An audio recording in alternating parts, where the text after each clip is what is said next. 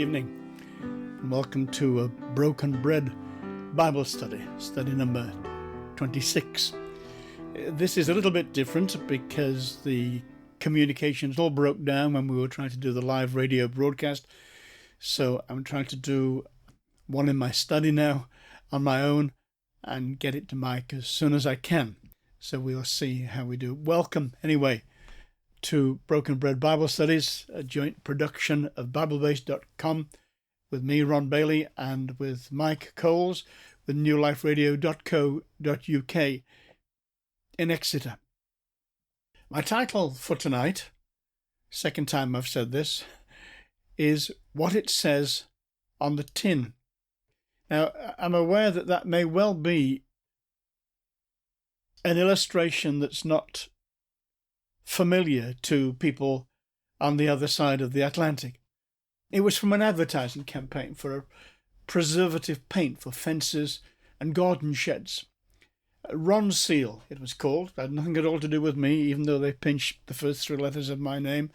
Ronseal, it does what it says on the tin. And on the tin it said that it sealed and preserved such things. On the tin it said that it sealed and preserved fences and sheds. It passed into British usage. It means it's an accurate indication of the contents. It does what it says on the tin. As a boy, I wanted a penknife. Another nationwide manufacturer, this time of tinned soups and vegetables, ran another advertising campaign. Collect the labels off 6 of their tins or cans, send it with a postal order for 2 and 6pence, that's an eighth of a pound, and they would send you a small stainless steel penknife. Small boys aren't very good at waiting. I slipped into the pantry and used a pair of scissors to remove labels from 6 tins. I got my penknife, but my mother got a problem. What did the shiny tins contain? How could she prepare her meals? Puzzle enough, but imagine what would happen if someone came along and put new labels on the tins according to their fancy, or, in our case, according to their theological convictions. Now the problem become even more difficult. We've got the wrong labels on the wrong tins, and sometimes we've got labels that don't mean anything in a biblical sense. We're back to this question of the problem of translations. It has to do with semantic range. What does a semantic range mean? Well, it's a bundle of words, a bundle of meanings. In a Greek language, for example, we'll take the word flesh, it's sarx, probably where we get the word sarcasm from. So be careful with your sarcastic sense of humour. It's sarx, and even in Paul's writings, in a single letter, in Galatians, for example, you'll find he uses it in at least three different ways. If we want to convey the truth, we either try and be consistent with one word translating one Greek word, but it won't do justice to the Greek word, or we add 3 completely different words and people lose the connection between the same word being used. What is a Bible translator to do? Let me show you where the problem is. There are 19 references to flesh in Paul's letter to the Galatians. And the first few of them, this is the first 5 or 6 of them, are innocuous. I mean by that they're neutral. They have no real sense of evil. For example, Paul writes that Christ revealed himself to Paul so that he might reveal his Son in me, that I might preach him among the Gentiles. And then he says, I did not immediately confer with flesh and blood. That simply means, in a human way, naturally speaking, he didn't confer with human beings over this thing. How about this one? This is the same usage of that word to mean something which really is naturally speaking. This is Galatians chapter 2 and verse 20. I have been crucified with Christ. It's no longer I who live, but Christ who lives in me. And the life which I now live in the flesh.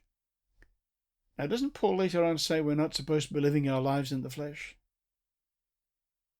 The life which I now live in the flesh, I live by the faith of the Son of God, who loved me and gave himself for me. You see, what the word really means in this kind of situation is humanly speaking, or naturally speaking. Some are less obvious. For example, there's a little group of them where it really just simply means physically speaking. When Paul first visited the Galatians, he refers to that visit in this letter to the Galatians and says that it was through infirmity of the flesh that I preached the gospel unto you at the first. Now it's presumed, and there's good evidence for it, that Paul had some kind of eye condition. Some people think it might have been some effects of a malarial condition. And he needed a rest, he needed a break, he needed to recover, and that's why he was with this particular group of people. But when he says the infirmity of the flesh is vulnerable, clearly, the body is vulnerable, but there's no real evil sense in that. He says, my trial which was in my flesh you did not despise or reject, but you received me as an angel of God, even as Christ Jesus. So there's that other sense of it. And then there's another one where the word flesh, the idea of flesh, definitely has a kind of an ominous ring to it. For you, brethren, he says in chapter 5 and verse 13, have been called to liberty. Only do not use liberty as an opportunity for the flesh, but through love serve one another. That's Galatians 5 verse 13. This is Galatians 5, 16 and 17. I say, then, walk in the Spirit, and you shall not fulfill the lust of the flesh. For the flesh lusts against the Spirit, and the Spirit against the flesh. And these are contrary to one another, so that you do not do the things that you wish. And later on, he has a great list of sins, and he calls them the works of the flesh. Then later on, he says, though, this is chapter 5, verse 24, those who are Christ's have crucified the flesh with its passions and desires, and so on. So that literally means, well, we'd better try and find out what it does mean and see if we can put it together. Are you familiar with Vine's Expository Dictionary of New Testament Words? It is a great tool for Bible study, whether you're using it as a physical book or whether you're accessing it from somewhere like the Blue Letter Bible. There are lots of modern versions of Expository Dictionary of the New Testament Words, and they often advertise themselves as a 21st century replacement for Vine's, or a modernized or an updated Vine's. In my humble opinion, Vine's is still the best. But several times look at Vine. Vine has 13 different moods, tones, ways in which the word flesh is expressed. You look at that at your leisure. And the International Standard Bible does pretty much the same. We've often said, haven't we, do you remember our little mantra? Contrast, contrast, contrast. Well, these words, like socks, have what scholars call a semantic range. That means they have not just a single meaning, they can often have a complex meaning, and it can be a very wide range of meanings. A semantic range. Semantic has to do with language. We might say Greek words, and Hebrew words for that matter, and English words often have a bundle of meanings. If I might say, he's running for election, I've got something in my eye and it's making it run. I might say that road runs up over the mountaintop. Now, all that's part of the bundle of the way that we in English use the word run. And the same thing happens in all languages. So it's very difficult sometimes to get an exact equivalent in one language to a word in another language. So what do? Well, really words can only be understood by their usage, not the dictionary definition, because words change.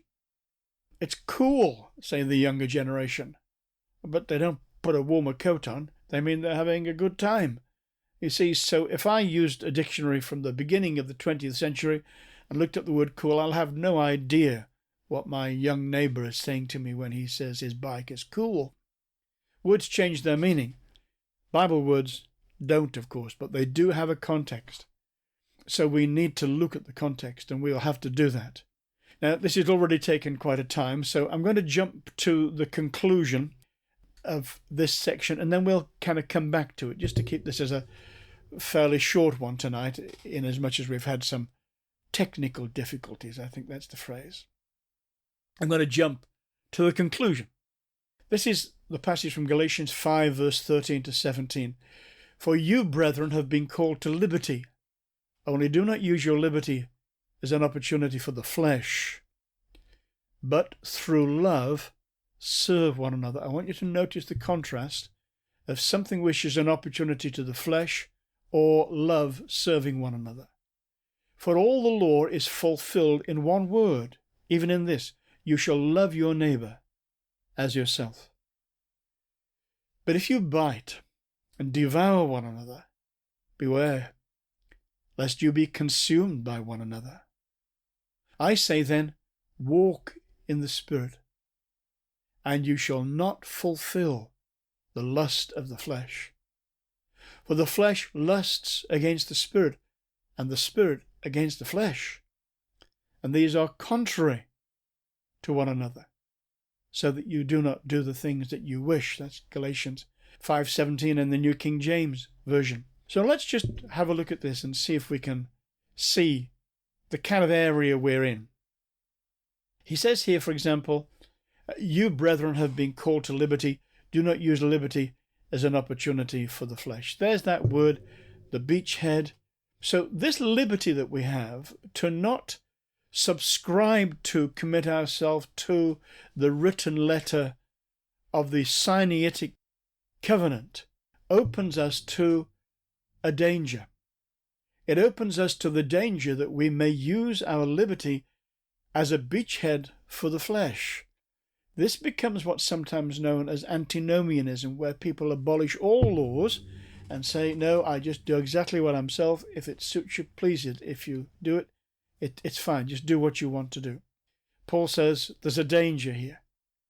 That, and our calling to liberty, we don't use that liberty. We could use it, but if we have to be careful that we don't use it, is an opportunity to the flesh, because the flesh wants to build a bridgehead, and your opportunity may well be your liberty. So what's the goal in all this? Well, we've already touched on it. Through love, serve one another. For all the love is fulfilled in one word, even in this you shall love your neighbour as yourself. If you have your Bible, have a look at that terrible list of sins of the flesh, and you will see that if you loved your neighbour as yourself, you would eliminate your danger to every one of that list. So you don't need a list of things which says don't do this, don't do this, don't do this, don't do this. All you need is this positive command, which says through love, serve one another. I'm so glad love and serve come next to one another. It's the service of love. It's your servants for Jesus' sake, as Paul said when he wrote to the Corinthians. If our first goal is to love our neighbours ourselves in serving them for Jesus' sake, we will not fulfill the desires of the flesh. These things that we should read, these works of the flesh, it speaks of the desires and it speaks of the works of the flesh. I want to make a distinction between those two that we'll come to next time we're together. But that's the goal, that we serve one another. For all the law is fulfilled in one word, even in this, you shall love your neighbour as yourself. And if we don't, there are deadly consequences. This follows on from verse 14 into verse 15, he says, "But if you bite and devour one another, beware, lest you be consumed by one another." I can remember at school we had an English teacher who loved to use highfalutin ways of expressing things. And one thing that annoyed him intensely was boys who chewed their nails while they were trying to understand what he was telling us. And he would get very angry at what he called auto-cannibalism. It's interesting. Carne, the word flesh in Latin, comes really from an idea of stripping the flesh of something with your teeth. If you bite and devour one another, beware, lest you be consumed by one another. If instead of using your liberty to serve one another in love, you become in opposition to your neighbor, to your brother, your sister, if you bite and devour, if instead of laying down your life for them, you're willing to take their life as long as you survive, beware, lest you be consumed by one another. That can cause a terrible spiral, a terrible circle of violence, spiritual violence, in a family, in a church, amongst the people of God. That's sobering, isn't it? Let's change the mood a little bit, because there's a guarantee of victory. In this conflict that Paul is going to describe, there is a guarantee of victory. And here it is, chapter 5 and verse 16. "I say then, walk in the Spirit, and you shall not fulfill the lusts of the flesh." Really? All of them? We'll come back to what this word lust means in a minute. Because if you look at verse 17, it says this, "For the flesh lusts against the Spirit." That word lust doesn't necessarily mean something which is evil or salacious in any way. When Jesus said, "With desire I have desired to eat this Passover with you before I suffer," he used this exact word. It means a strong desire. So let's put that in its place. For the flesh's strong desires are against the Spirit. And the Spirit, we'll put it in bracket, his strong desires are against the flesh. You've got a collision of strong desires here. And he says quite clearly they're contrary to the one, to the other. So that, there may be a kind of an interminable quarrel, with the black dog sometimes beating the white dog and the white dog sometimes beating the black dog, with this balance, this counteraction of forces, this two natures scrapping it out one by one. Is that what he says? No, let's see what he says. "For the flesh lusts against the Spirit, and the Spirit against the flesh. For these are contrary the one to the other, so that ye may not do the things that ye would." Now, can you see the sense in that? It's the dynamic of victory. That ye may not do the things that ye would. This is John Wesley. "That being thus strengthened by the Spirit, you may not fulfill the desire of the flesh as otherwise you would do." So, is your glass half empty or half full?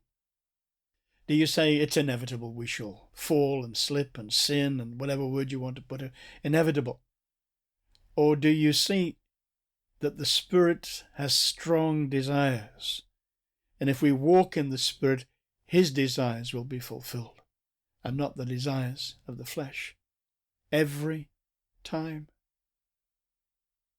That being thus strengthened by the Spirit, ye may not fulfill the desire of the flesh, as otherwise ye would do. That's John Wesley in his commentary on the New Testament. So there's a guarantee of victory. There's a promise that as we walk in the Spirit, you will not fulfill the lusts of the flesh. We've been called to liberty. We've got a goal, and our goal is not to satisfy our own strong desires. We'll talk about the origins of those next time. Not to satisfy our own desires for our own sensual gratification, whatever that might be, but to determine that through love we will serve one another. You see, every one of this list that we're going to come to is actually a sin against somebody else. It's the consequence of putting yourself first and somebody else second. It's the consequence of using people as though they are things to achieve your objectives, rather than understanding they are people that God has brought into your life for you to serve for love's sake. I think we'll stop there for tonight. Brothers and sisters, I apologize for the quirks of my computer. I'm not quite sure what's happening to it at the moment, or quite how we sort it out. And I'm sorry if this has spoiled what you're expecting to hear on Thursday night, but God willing, we'll have this up as a podcast tomorrow, and I'll get it to Mike as well, so that even though it didn't happen, you'll have a repeat of it in his New Life Radio place where he puts all his goodies for you to have. Sorry again, but thank you for bearing with us, and we trust to see you next week when normal service will be resumed. God bless you.